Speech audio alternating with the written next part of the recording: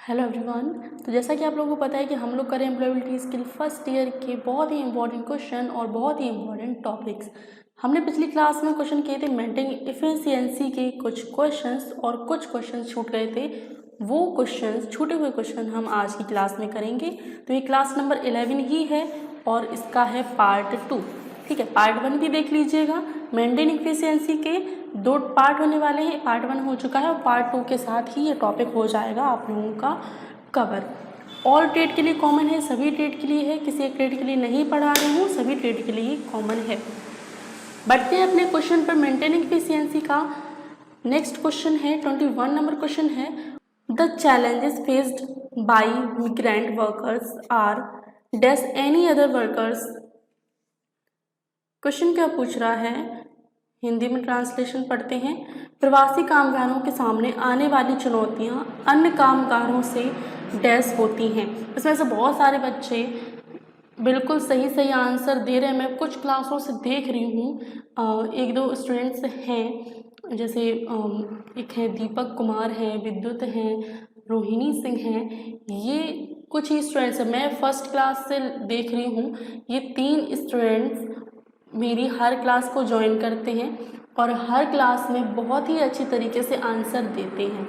ठीक है, तो मुझे ऐसे ही स्टूडेंट्स से अपेक्षा होती है कि वो अच्छी तरीके से तैयारी करें, पढ़ें, आंसर दें और अच्छे नंबरों से पास हों। मुझे फ़र्क नहीं पड़ता कि मेरी क्लास में 10 स्टूडेंट्स पढ़ रहे हैं। जब भी मेरी क्लास आ रही है 10 स्टूडेंट्स पढ़ रहे हैं या फिर 5 स्टूडेंट्स पढ़ रहे हैं, मुझे फ़र्क नहीं पड़ता। मुझे इस बात से यही देखते हुए खुशी हो रही है कि जो कुछ स्टूडेंट्स पढ़ रहे हैं वो आंसर भी दे रहे हैं, तो इस बात से मुझे बहुत ही खुशी हो रही है। तो वेल डन, जो कि बहुत ही अच्छी तरीके से आंसर दे रहे हैं और ऐसे ही पढ़ते रहिए, अच्छे से आप अपनी तैयारी आराम से करते रहिए। क्वेश्चन आप समझ गए होंगे। क्वेश्चन क्या है, प्रवासी कामगारों के सामने आने वाली चुनौतियां अन्य कामगारों से डैश होती हैं, बहुत अधिक होती हैं, समान होती हैं। मतलब अन्य कामगारों से जो प्रवासी जो कामगार हैं, जो दूर से आते हैं, प्रवासी मतलब यहाँ के लोकल के रहने वाले नहीं होते हैं, बहुत दूर से होते हैं, तो उनके सामने जो चुनौतियाँ होती हैं वो ज़्यादा होती हैं, उन लोगों के बराबर होती हैं, लेकिन उतना इम्पोर्टेंट नहीं है। या फिर उपरोक्त सभी क्या होगा भाई, ऑप्शन डी तो नहीं होगा। जो ऑप्शन डी कर रहे हैं वो गलत कर रहे हैं। बहुत अधिक इनकी जो कामगार होते हैं, जो प्रवासी कामगार होते हैं, उनकी चुनौतियां अन्य कामगारों से बहुत अधिक हो जाती हैं। ऑप्शन ए, इसीलिए मैंने कहा था कि 98% सही होगा, 2% आपका ये ऑप्शन सही नहीं होगा। ठीक है, ये आपकी केवल और केवल सुविधा के लिए बताया था। बाकी आपको क्वेश्चन पढ़ना है बहुत ध्यान से और आंसर भी आप लोगों को बहुत ही ध्यान से देना है ऑप्शन को पढ़ के। नेक्स्ट है, one of the key reason identified as affecting migrant labourer most is. Question है, प्रवासी मजदूरों को सबसे ज़्यादा प्रभावित करने वाले प्रमुख कारणों में से एक है। जो प्रवासी मजदूर हैं, प्रवासी कामगार हैं, इनमें से जो ऑप्शन है, इनमें से सबसे ज़्यादा प्रभावित करने वाला कारण कौन सा है? उनकी साक्षरता की कमी, उनकी बुरी आदतें, आलस या फिर समूह बना के रहना, आलस दिखाना, बुरी आदतें या फिर साक्षरता की कमी, लैक ऑफ लिटरेसी। क्या होगा? जो प्रवासी कामगार होते हैं वो भाई देखो इतनी दूर से क्यों आते हैं, या फिर वो पढ़े लिखे नहीं हैं, वो इतने सक्षम नहीं है कि उनको लोकल में ही कोई कंपनी में काम करने को मिल जाए, तो वो हमेशा बाहर जाने की कोशिश करते हैं, बाहर नौकरियां ढूंढने की कोशिश करते हैं। तो जो प्रवासी कामगार होते हैं, मजदूर होते हैं, उनको सबसे ज़्यादा प्रभावित करने वाला प्रमुख कारण है वो क्या है? साक्षरता की कमी है। Next, it is the responsibility of the dash to provide water, power and other basic facilities to the workforce. Question क्या है, कार्य बलों को पानी, बिजली और अन्य बुनियादी सुविधाएं प्रदान करना डैश की जिम्मेदारी है। कार्य बलों को, यानी कि जो कामगार हैं, यहाँ पर काम करते हैं, उनको पानी, बिजली और अन्य बुनियादी सुविधाएं प्रदान करना इनमें से किसकी जिम्मेदारी होती है? सरकार की जिम्मेदारी होती है, कर्मचारी जो काम करते हैं उनकी जिम्मेदारी होती है, या फिर प्रबंधन की जिम्मेदारी होती है? तो इनमें से किसकी जिम्मेदारी होती है भाई? जो मैनेजमेंट है, जो मैनेजर है वहाँ का, जो मैनेजमेंट प्रबंधक है वहाँ का, वो इन सभी चीज़ों की जो सुविधाएं हैं, बुनियादी सुविधाएं हैं, उनको प्रदान करने की जिम्मेदारी प्रबंधन की ही होती है, मैनेजमेंट की होती है। सरकार का उसमें कोई काम नहीं है। कर्मचारी तो भाई कर्मचारी, वो अब इन सब की व्यवस्था कैसे कर सकता है, वो तो खुद यहाँ पे काम करने आया है। ऑप्शन सी होगा राइट। 24 नंबर क्वेश्चन है, when workers are migrating companies should conduct dash. जब श्रमिक पलायन कर रहे हो तो कंपनियों को डैश का संचालन करना चाहिए। क्वेश्चन आपने पढ़ लिया, आई थिंक समझ भी लिया होगा। जब श्रमिक पलायन कर रहे हो मतलब उस कंपनी से जा रहे हो दूसरी जगह, या फिर प्रमोशन हो गया हो या फिर कहीं भी ट्रांसफ़र हो गया हो, तो कंपनियों को क्या करना चाहिए भाई। एक कंपनी से दूसरी कंपनी में जा रहे हैं या फिर वो कंपनी छोड़ कर जा रहे हैं, तो कंपनियों को क्या करना चाहिए। औपचारिक प्रेरण कार्यक्रम, एक सुरक्षा प्रशिक्षण कार्यक्रम रखना चाहिए, एक सांस्कृतिक कार्यक्रम रखना चाहिए, या फिर एक अनौपचारिक बैठक करनी चाहिए। भाई जो श्रमिक है वो जा रहे हैं, आपकी कंपनी में काम किया, आपके लिए काम किया, तो उनके लिए औपचारिक कार्यक्रम तो बनता है।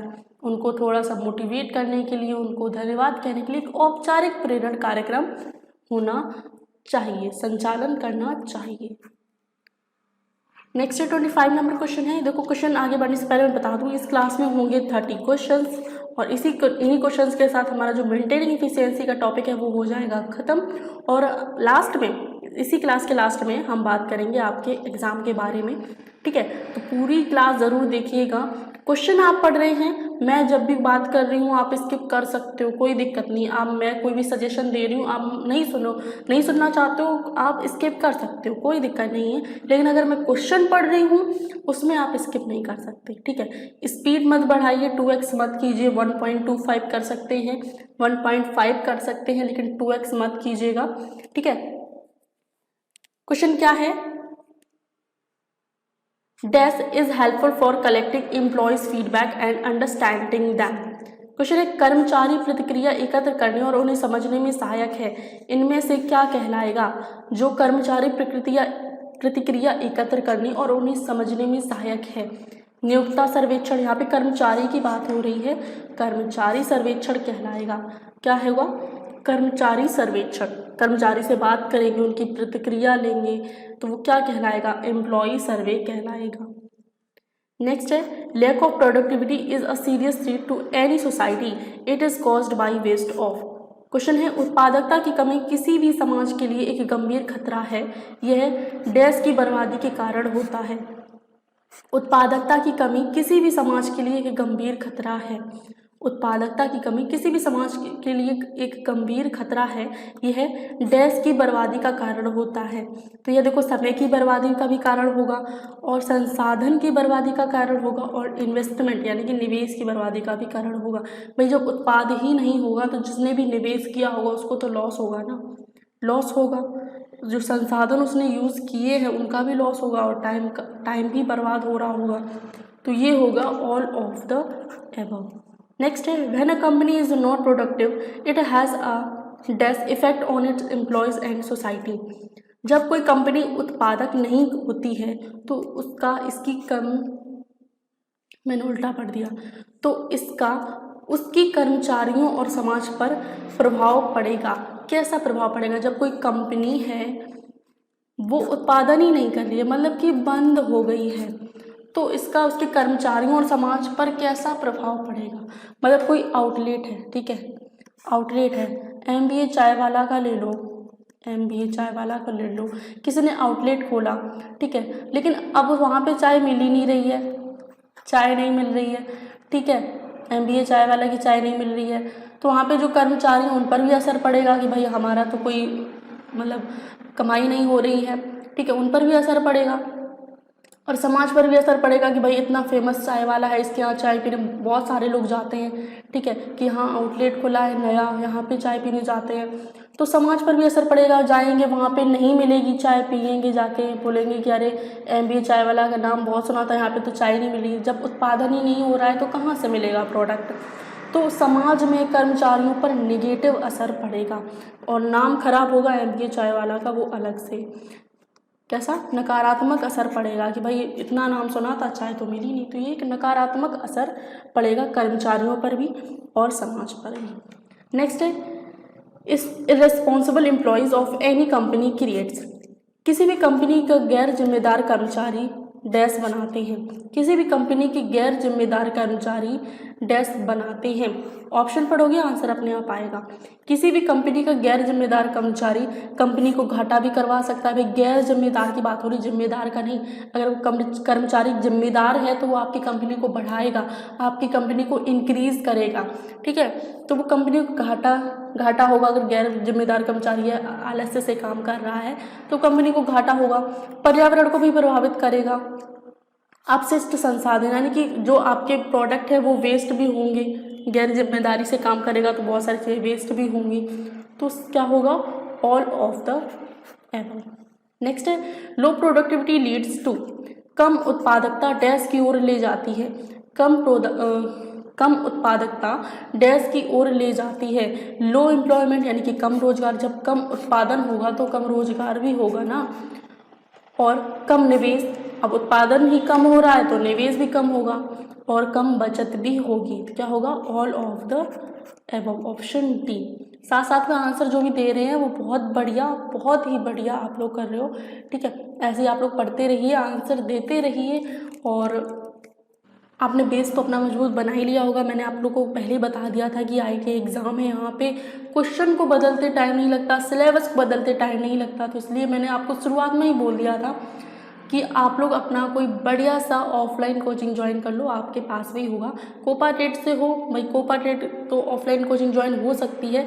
अगर जिनके कॉलेज में सिखाया जा रहा है, अच्छी तरीके से क्लास ली जा रही है, तो आप लोगों को टेंशन लेने की ज़रूरत नहीं है, क्योंकि सिखाया इतना गया तो आपको इतनी नॉलेज आ गई होगी, ठीक है। इन सब के बारे में हम लास्ट में बात करेंगे। फिलहाल क्वेश्चन को ख़त्म कर लेते हैं। नेक्स्ट क्वेश्चन है maintaining and improving productivity is a dash process. उत्पादकता को बनाए रखना और सुधारना एक डैश प्रक्रिया है।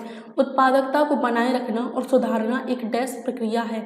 कैसी? तेज, अस्थायी, सतत या फिर वन टाइम, एक टाइम में। तो उत्पादकता को बनाए रखना मतलब बनाए रखना हमेशा के लिए, एकदम कंटिन्यूअस। जो प्रोडक्ट का प्रोडक्शन है, वो प्रोडक्टिविटी है, वो बनी रहे। तो वो कैसी होनी चाहिए? कंटिन्यूअस, यानी कि सतत, हमेशा बनी रहे। क्या होगा? ऑप्शन सी होगा आपका राइट आंसर। नेक्स्ट क्वेश्चन है efficiency productivity improvement technique ensure. कुशल उत्पादकता सुधार तकनीकें डैश सुनिश्चित करती हैं।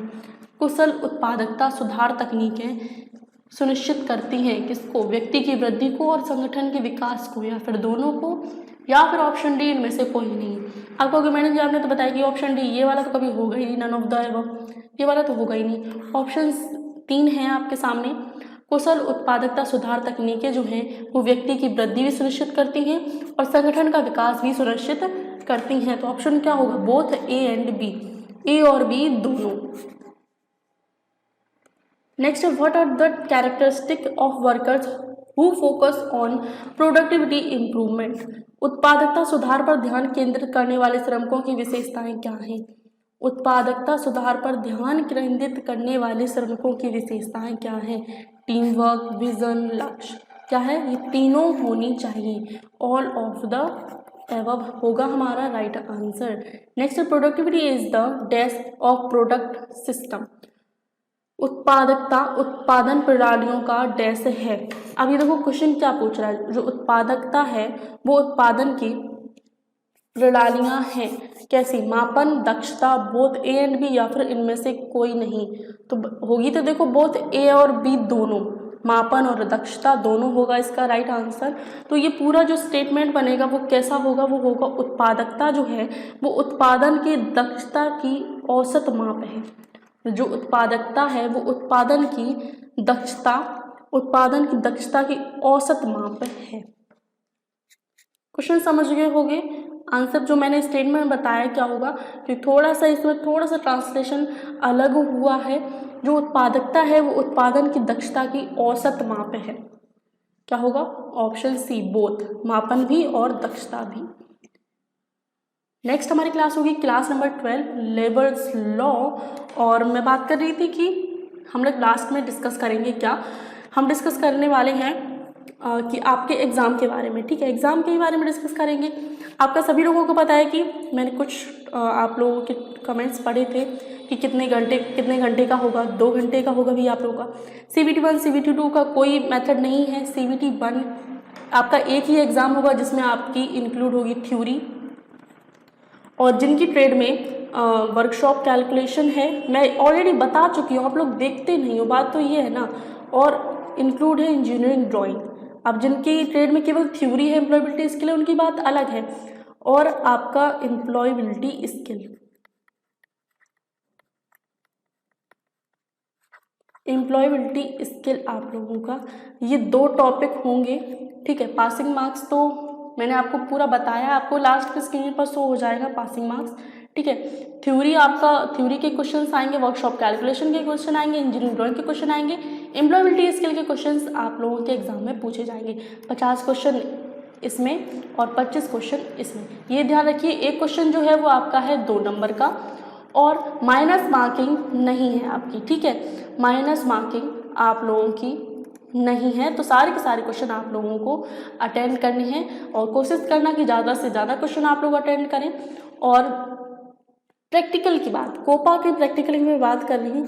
प्रैक्टिकल की बात हाँ चलो कोई सी भी ट्रेड हो, कोपा ट्रेड के बारे में मैं ज़्यादा फोकस करती हूँ, क्योंकि कोपा ट्रेड की मैं ज़्यादा अच्छे तरीके से क्योंकि वो मेरी ट्रेड है, कोपा ट्रेड की स्टूडेंट्स रही भी हूँ और अब टीचर हूँ, अपने एक्सपीरियंस आप लोगों के साथ शेयर करती हूँ। तो जो आपका प्रैक्टिकल है ये ध्यान से सुन लीजिए। अगर आपके कॉलेज में, अगर आपके टीचरों ने आपको प्रैक्टिकली सिखाया होगा, करवाया होगा, आपको लैब में ले जाए होंगे, कोई सी भी ट्रेड हो, अगर आपको सिखाया गया है प्रैक्टिकली करके आपको सिखाया गया है, आपको पूरी साल, 1 साल 2 साल जो भी 1 साल ही हुए, तो आपको पूरी साल आपको कुछ ना कुछ सिखाया गया है, बहुत ही आपने अच्छी तरीके से सीखा है, तो आपको टेंशन लेने की ज़रूरत है, ठीक है। वो तो टेंशन लेने की ज़रूरत है। अब क्यों है? क्योंकि टीचर तो भाई फिर कोई हेल्प नहीं करेंगे। मैं देखो सीधी बात कहती हूँ, जो मैंने देखा है, जो मैंने मेरे कॉलेज में हुआ है वो मैं आप लोगों को बता रही हूँ।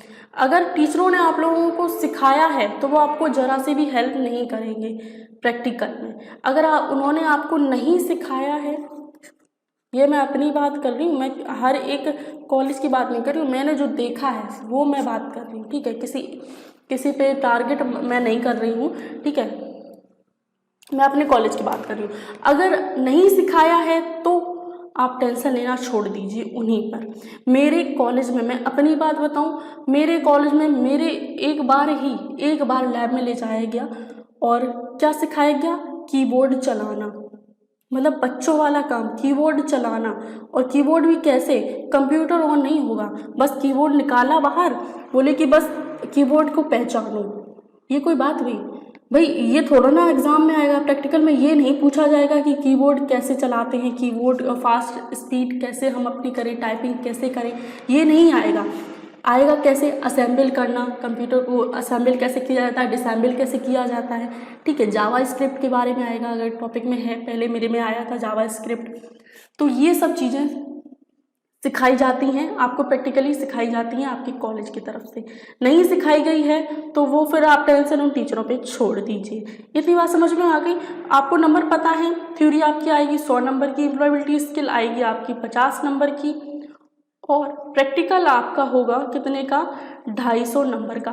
टोटल होगा 600 का, और 200 नंबर होगा आपका फॉर्मेटिव असेसमेंट की, जो कि आपकी कॉलेज की तरफ से दिए जाएंगे। तो टोटल आपका पूरा अंक होगा 600 का, 250 नंबर, और ये जो 200 नंबर है ये तो भाई समझ लो कॉलेज की तरफ से ही है, कॉलेज की तरफ से ही है। प्रैक्टिकल में आप कितना अच्छा लिखते हो वो अलग बात है, अगर सिखाया गया है तो उस तरीके से आप लिखोगे तो वो आप नंबर आपको मिलेंगे। लेकिन ये 2 चीज़ें आपके हाथ में हैं, एम्प्लॉयबिलिटी स्किल के क्वेश्चंस और आपकी थ्योरी के क्वेश्चंस। ये चीज़ें आप अपनी बढ़िया तरीके से तैयार कीजिए। आपको प्रैक्टिकल नहीं सिखाया गया है, कोई बात नहीं, आप लोग, अब मैं भी कुछ नहीं कर सकती हूँ, क्योंकि प्रैक्टिकल ऐसे नहीं सिखाया जाता कि याद करवाया जाए। प्रैक्टिकल मतलब प्रैक्टिकल क्या होता है कि वो खुद से उसको करना, फिजिकली उसको करना, ठीक है, वो होता है प्रैक्टिकल। नहीं सिखाया गया आपकी कॉलेज की तरफ से तो वो आप उन पर छोड़ दीजिए। सिखाया गया है तो आप टेंशन लेना स्टार्ट कर दीजिए कि किस तरीके के क्वेश्चन आएंगे और टीचर आपकी हेल्प नहीं करेंगे, ठीक है। आई थिंक आप लोग समझ ही होगी आपका एग्ज़ाम कितना ऑनलाइन एग्ज़ाम है, एक ही एग्ज़ाम होगा, एक बार में ही होगा, थ्योरी उसमें workshop, calculation, engineering, employment skills सब शामिल होगा। ठीक है, CBT 1 CBT 2 ऐसा कुछ नहीं है, एक आपका एग्ज़ाम होगा, 2 घंटे का टाइम दिया जाएगा, माइनस मार्किंग नहीं है, पूरा का पूर्णांक आपका पूर्णांक जो है वो होगा आपका 600 नंबर का। इतना आप समझ गए होंगे, आई थिंक समझ गए होंगे, मैं आपको पहले भी बता चुकी हूँ। और जिन लोग जो आलसी स्टूडेंट्स हैं उन लोगों के लिए मैंने बता दिया है लास्ट में। ठीक है, तो आप लोग बढ़िया तरीके से अपनी तैयारी करते रहिए, जो भी आपकी ट्रेड है उस ट्रेड से आप पढ़ते रहिए। बाकी कोपा नेट के स्टूडेंट्स के लिए मैंने क्लासेस आपकी करवा दी हैं, प्लेलिस्ट पर आपको मिल जाएंगी। ठीक है, और स्क्रीन पर आपको एम्प्लॉयबिलिटी स्किल की क्लासेस प्लेलिस्ट शो हो रही होगी, और कोपा की भी प्लेलिस्ट में डाल दूंगी, आप वहाँ से देख सकते हैं। अगर आपको कोई भी क्लासेस नहीं मिल रही है तो आप कमेंट भी कर सकते हैं, आपको उसी कमेंट पर प्रोवाइड कराई जाएगी वो क्लासेस।